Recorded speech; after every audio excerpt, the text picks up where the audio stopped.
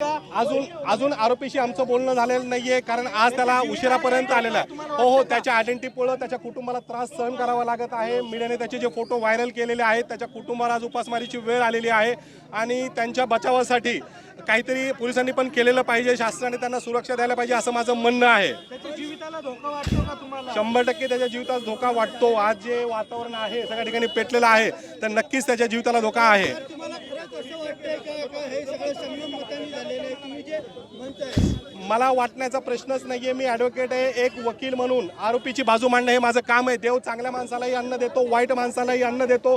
तो अन्न देताना कुणाशी भेदभाव करत नाही. म्हणून माझं काम, मी फक्त एक वकील आहे.